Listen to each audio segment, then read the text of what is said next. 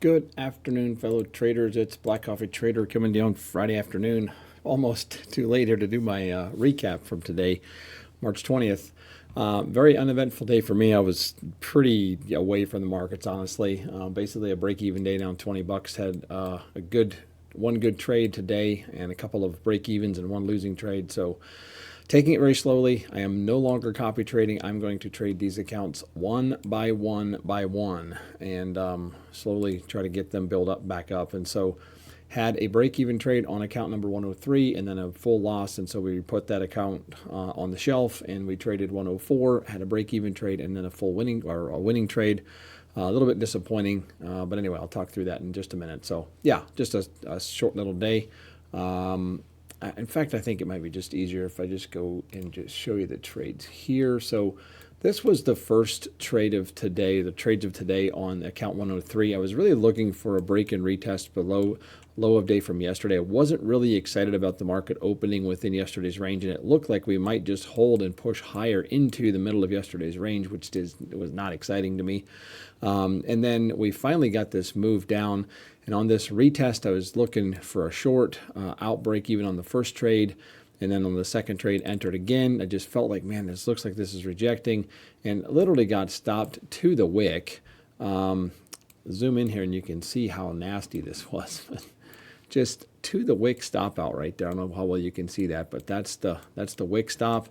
Got me. And you could say, well, man, you should have traded with more size. Well, the point is, above this area, this idea is kind of invalid. And we just had the stupid little wick that got me. And the other thing, too, is because of how this market's been, if you're trading with a big stop loss, a wide stop loss, which means less size, which means that if I want to get to my 2R target, I'm going to have a pretty big move. And we're just not getting those bigger moves on a regular basis right now. And so, I mean, we did get a nice move end of day, but there in the morning, but hey, it was what it was. It just, unfortunately, it did dip, but then, we just did this bounce and I thought we were going to go completely sideways all day. I did take another trade on the next account, 104. I tried this trade 3 times. Whoops, not this one. That's an eval. Here we go. I tried this trade 3 times trying to get this to go, and this one here out break even again. We just, we were trying to break down, but the bulls kept pushing this thing back until in the afternoon. We finally got the breakdown, and that was the winning trade. And then I was pretty much done for the day. I was like, I'm going to walk away. Well, then I saw this dip below this area right here around the 24. What is this? The 207s, and what this is this low from a couple weeks ago right here, this low. And I was looking, oops, I got a couple things going on here, that low. And I was looking that if we break that, there's a lot of downside here. And we did get the move, but look at that. We bounced all the way back up here, end of day. But I was watching for that. And here in the afternoon, I thought I wasn't going to get it. I was like, yeah, this market's just going sideways. It's going to be, just a chop day and no bueno, really. And then we finally got this dip. And if you zoom in here, got the dip below, moved down, we push back up, and then we start to push back down again. We had a couple of wicks, and this green candle tested but couldn't break, and then we had a red candle that again held, couldn't break. I don't know how well you can see that because we're red on red there, but these 2 candles right here and right here couldn't break that level. And I thought, man, I've got to take this. And so I did. And unfortunately, this thing just chops and chops and chops. And I followed my rules. And my rule is, in this case here, this was my stop loss. There's the entry. TP1 is sitting somewhere here, and then TP2, TP3, or however I had it set. But anyway, this is a 2R. And so my rule is that once we get to 1.5R, my stop goes to 1R. So I'm locking in 150 bucks on the trade because I'm always risking 150. So I follow my rule. On this candle right here, this candle right there touches the 1.5R on the trade. And so my stop moves up to 1R. And then the very next candle is the one that actually took me out. And then we immediately tank.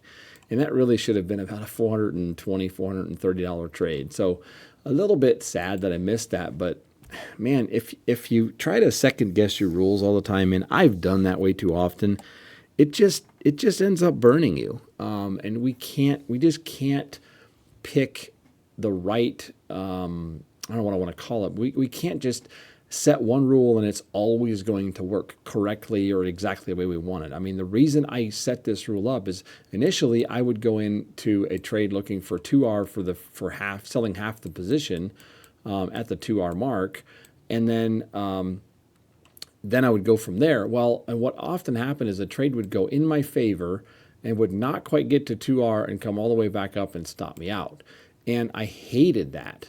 I hated to see that happen and leave so much money on the table. And that's why I set this rule that once we get to 3/4 or 1.5 R, basically 3/4 of the way to the first target, I'm moving the stop to a 1R trade, lock it in 150.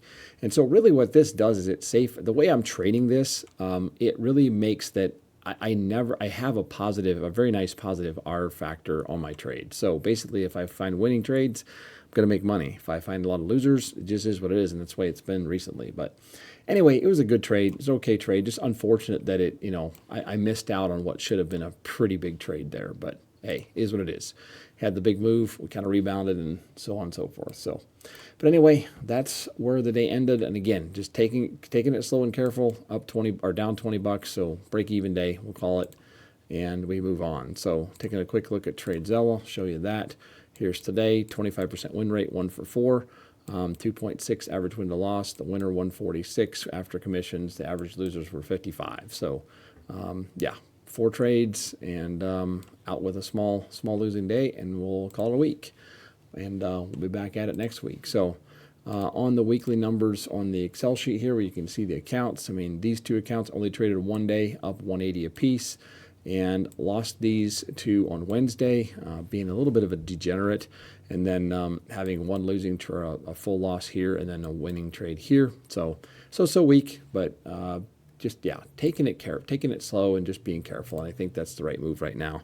Working on some evals, trying to get some evals passed, and maybe get my trading right a little bit, maybe with evals, and then we will look to push it on the funded accounts once again. So that's what I got for you today. That's the wrap up, and appreciate you guys. Thanks for using code BCT on Lucid. That is the only prop firm that I'm affiliated with right now, and I appreciate you guys supporting me there. So thank you. And if you're here just watching and hanging out and not using my code, that is completely okay too. I appreciate you as well. So thanks for following along. Hope you guys had a great day. Hope you had a good week. I missed a couple of days. Didn't trade at all on yesterday or didn't trade at all on Tuesday. In fact, those 2 days I didn't even look at the markets, which honestly was kind of refreshing. So anyway, that's a wrap for this week. And have a great weekend. We'll catch up with you on the next one. Take care and so long.